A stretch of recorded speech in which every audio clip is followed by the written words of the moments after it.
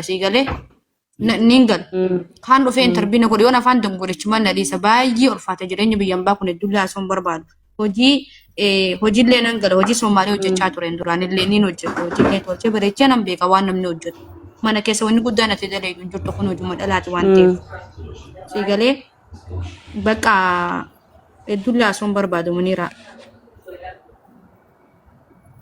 أيوة سعودي سجاسين ولا سعودي دي برا أفاني بخنا نجيب بدني ما كاس برا سعودي سجاسين يا تكاسيت لفنة تاتس كاماتي مركانا ررتا موسيقى نتي بنتنا في سين ست لفنة وان كنا سيم مريان نجنة نور فهموا دي الرامي تجاي تراو مه هجومال له أتشينغما خيساتين بربادة هجومال له دندة إتما نما خيساني بيتي Muniira نينه أكاسيت تاتس بوتان وكان نينه بياساني खाने देवने अंगसी पे जुद्दू गाइसी हुआ है दलगाड़ा खाना नर गन्ने माफूज़ ले नानी दलगाड़ अर्गुंदन देंगे जत वाम फिर पिज़्ज़ा कब दुए चाफ ना माफान इम्बे इन्हें दलगा गल चुंदन दहू जत्ते कसते ये रोडर तो तना तेज़ी गुया ने सरती दिया मायो हल्ली दलगाड़ा तक कायो नाम दलगल ले न को अर्गत यो तक कामोत अब अच्छी सनुमन ले अब करते वो हुमा शरशारुमन ले वही हज़्ज़त तो तक कर ले यो अर्गत कनते था उकुन Akami tan mana mah bisa malah maisille nak kumacarat olbate nutin anille nak geran nak kumacaratin nufe sani bio dan dei samala dawafi Gaaffii bareeda na gaafatte. Ani geemna taphachiisaa jedhan malee kara formaata isinumaatu beeka. Ani gaaffii gaafadhe isaanumaan bareechuu barbaadeeti.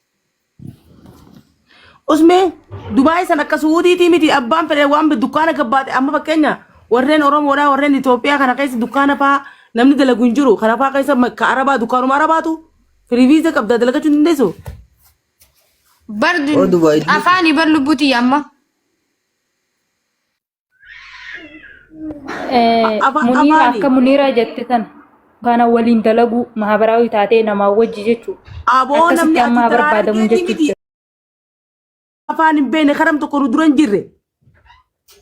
Karaba saasotiin dallala harka seennee halkan dallala kasin jirtu jaan Dubai kaisa meeda bada ni jirti wanni kasi bikka hunda ni jirti tijaalummaan iti dallala raffifneeti halkan nama lamaan gaara kamis keessatti dukkana tana ka galaanni ka bishaanii laga yaa'u kana dallala jalaa dhokonnee muka gubbaa bullee guyyaa torba kophaa yaane Suudi Arabiyaa seennee ka afaan tokko hin beekne sitti kan beekne si galteemma egelaa taanee mana arabaa seennee mana arabaa dalagannee achi baanee isaan jalaalee banneen fudhatanii osoo achi yaanu kabiraa qorree kabiraa sanfuudhee riyaadi nu darbee magaalaa seenee kaniin takkaa wallaahi afaan arabaan beekneen dallaala ta'an kaniin afaan arabaan beekneen dallaala ta'e dhala nama galchu ture Suudii keessatti an akkamitti naan jee ilmi namaa tokko dhageeffadhu arafaa siif himu jira siif fakkaata akka keetiitti illee ammaati namaan na qaban jettu shurtaan na qaban jettu biyyan na galchan jettu firii viiza qabda dhageesseemma afaan laal namni afaan ni fahama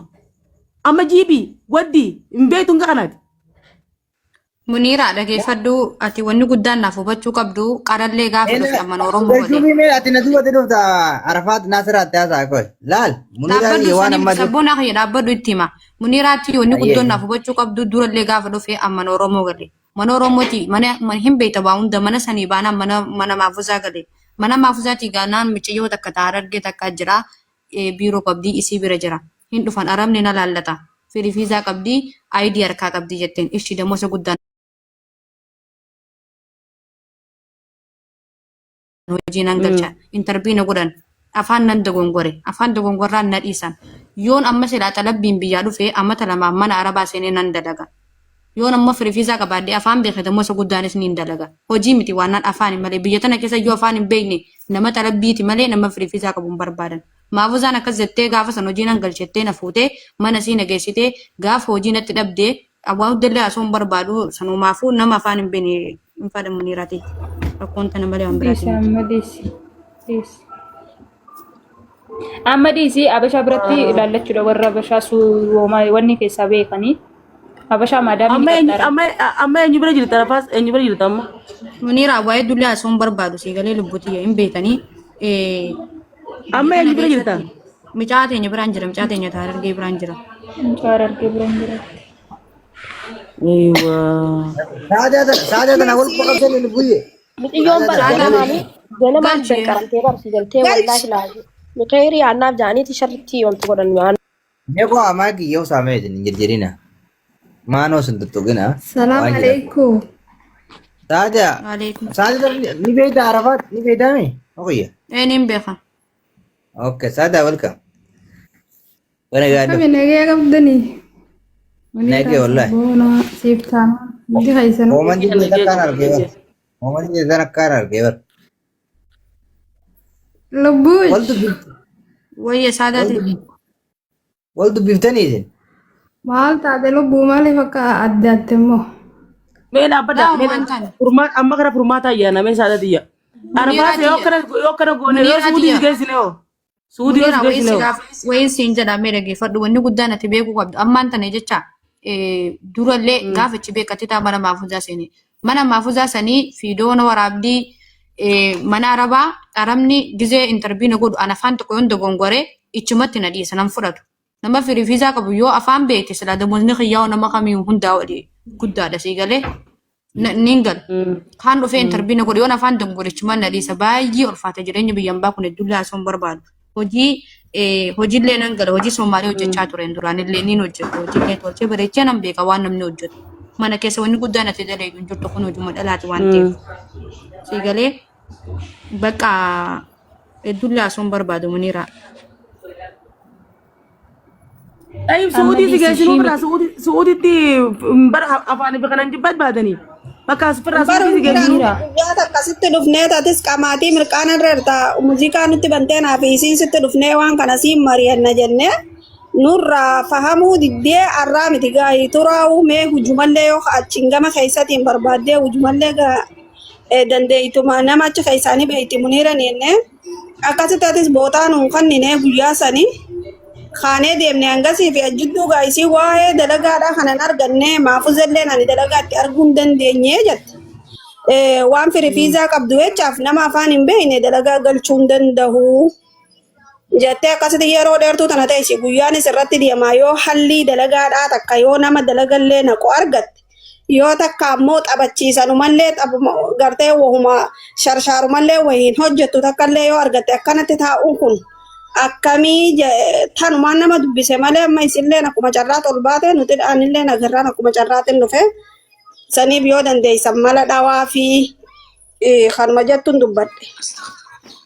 Amma laal waan takkaa jira beektaa nigoo amma oromoo nigooti ijoolleen an argee mallee nigooti rakkoon qabatu namaa godhuu rakkoon qabdu. Amma gaa akkiniin jechuun jiru maani yoo osuma godhanii fi gartee waa'uma sanillee dalagachuu ni beeyti namni afaanii waa gurgurataa beektaa rakkoon guddoon.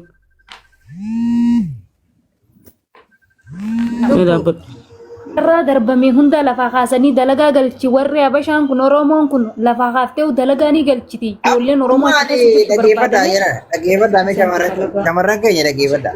Ammaani biyya lubbuu iyyee tana keessatti waamee kan argu jira si galtee. Amma reefu wanumaa akkanumatti haasa'aa jirra malee namni tokko ol baasee dubbachuu illee hin sodaatti garuu immoo maaliif ni irraa mul'ata jechuu gabaabumatti. Inni isiin keessa jirtu kun irraa mul'ata. Boona dhaggeeffadhu laannaatu sitti hima waa'ee lubbuyyaan sirriitti keessa qofa gabaasii galtee. Yoo waan asirratti dubbatamu hin taane taate hin dubbatin yoo Heddullee naasoo hin beekan bar wanni ni naasoo hin ibsa bu'uuna waan hundee hin beektaa Muniiraan hin beekti. Waasaappi naaqotu mee lakkoofsa keenya qabdaami waasaappi naaqotu arfaas. Lubbuu lokkeessa Jiruma fi qabu bara. akkuma isin itti jirtu isin ibsuuf beekte. Asirratti waan dubbatinaati. Yaa bara bumaa arafaasee fi murtii guutuu qaalee qumaan nurra kaa'e. Mee kaisaan kootu kaisaan kootuuti. Muniira rabbii nama jaalatuuf qormaata kan na beekte. Dhiisi ni furra ammas ni furra. Kanaafuu Ani beekaa. Arafaadhaan alaan dhikkuma tinnisuu barbaaddi ilaal Muniira homaan taane. Amma barreessuu la Muniira diya uumaan taane miciyyoon tun afaan hin beektu maafuzan dhiyoo gaafas dalagaan hin naqeettee fuute dhugaadha. Gisee miciyyoon bira bubbultuu an dalagaa itti dhabiyee jettee namisiif tanan tana keessa nu dubbatti. Heddullee naasoo hin dhiisa saadaamee laal jala kana namni adawwii baay'ee qabna hin beekaniimi callisaa. Laa masalanii adawwiin malee abibdi biyya namaa keessa jirta aadiidhaati nama hariyaa nama iyyuu si beeka adawwii irraa dalaginaa nuti. Adawwiin eessa jirti miti? Adawwii maaltu jiru? Adawwii reesii jirti adawwii maka deebisanii. Ilmi tokko dhugee waa jechuun Jireenyarra jirta. Laa dhaggeeffadha. Qaanii sharmuutee. Farakatti haasofna. jireenyi qormaata. Farakatti haasofna Gartee dhaggeeffadha. jireenyi qormaata. Hayyee wallaggeeffadha. Jira. Wallaggeeffachaa waqtii haasofta wallaggeeffachaa miira keessaa ba'a. Dalagaadhaatti dhabdee dalagaa takka lageessitee jirti jaartiin afaan hin beektu jetteeti hanqa harkaan itti feetu takkatti birraa ariitee jechuudha. Miciyyoon turnuftee anillee keessaan haasawaa sanillee hanqa waan nyaattu rakkattu takkatti. Dabbaaritti illee keessaan dhaqeetiin jira. Dubaay didee nama Maada waan kana seen yoo nurraa ustee Asii gisee mijiyyoo sagaleen itti haasawinne keessaan na doorsisuu Muniiraatti keessaan itti himi Muniira. Sa'aadaa kanarraa osoo kanarraa gabbuyaati maal taate qoy. Adamee kan siin jee saadaadhaa bimee ati haasawa bakka miciyyoon ni gargaaramti dalabbootanis ni godhamtiif kalaas muniiraa keessan lente dayinaat wajji haasawinaa meetti dhiisa amma namaan hin jaja. Anaan muusii godhe muutii seeneeti. Muniiraa dubbadhu. Sa'isiin maal taate qoy fayyadidha. Isiinis miira keessa galti. Muniiraan ni beekti beektee jirti bar wanni hundi galeef jira sabboon illee galeef jira see galee. Nuti nu galee jira min zamaan nu galee ammaa miti osoo asirra nufi nu galee nuti. Muniiraan nama tuni gabaree mutirra nama jibbee na seetanii. Akkanuma yaadaan nu galee nuti wallahi. Saadaa ta'e ilaala anaan muusii godhe ilaala maaliif beeynee jirra kaameraa keessa. Nama beekan keessaan itti dhaqe. Ayyee ayyee. Miira keessaa bahe abshir abshir. Yaa intal usati way addee tan akka Miira keessaa bahe. Laala hedduutti itti dhagaaname hedduun himadhee jetteeti isaanumaaf itti dhagaame. No miira keessaa bahe abshir. Laa dalagaan isin dalagaa bishaa bira si barbaanna bitu maa yaadiin kalaas. Muniiraanis nama beeknu gaafatti nuti si gaafannaalle. Waan akka yaadiin. Geemas qabadhu. Dhaggeeffadhu. Qabadhu. Dubaay jirtaami. Abbaddu lakkoofsa micoon adaadaa ta'uu fi achi ilaala. Amata eenyu ijoolleen Dubaay jirtan qoota dhaabbata. Akkam malee isinummaan jala deema hin dhageeffata. Diif galti. Hamza amma waa galaniif yaa Hamza qaata waa galuu fi dhiise. Hamza. Suutu Daftee mana asii galtee akkanaatu siin galtu. Suuta galti. Hawaasni hundi fa'aa adda addatti waan dafee naa galaa jira. Adda adda waan hundi oofame isin Yaa warri koo. Muniiraa itti fufu. Lubbuyyeen beektu hamsaati. Jechuu barbaadu amma kan hin jiru. Gabbuute sabboona aboo hamsaa kan jedhimu. Jaalallee wantaati eenyu muncaarsiisan. Ayyee osaa fuudhee si dubbisu. Ayyee Bar beeraa maqaa san dha'uu ni fedha maqaa san hin dha'ini Hamza dhaabii asirratti gatta. Tani koosaa dhiisaa Anuu kaayee. irraanfadde boo anuu irraanfadde. Ayyee Muniiraa itti fufu. Hamsaa dhaggeeffadha. Muniiraa maal jettu? Hamzaa bakka kanaan fidanii Hamzaa bakka kanaan fidanii qalattanii. Akkaniin jee. Laa. Naaf inni saayii baabara. Itti fufi Muniiraa. Tole amma kana goona keessaan qotta asirra osoo hin taane gizii asii amma haasawa normaal haasawaati. Arfaasii fi atii fi ijoolleen hanga ji'a tokko keessaan qottaadhaati gurubbii ijaarranneeti nama biraa ka Dubaay keessa jiru jira ka fira kiyyaa. Micoon yeroo dheeraa Dubaay maali Kuwait keessa turtee achirra achi dallaala turtee ammallee Dubaay keessa dallaala dalayti. Ni beekti ijoolleen arsiitu yoo maqaa kaase immeessiisan.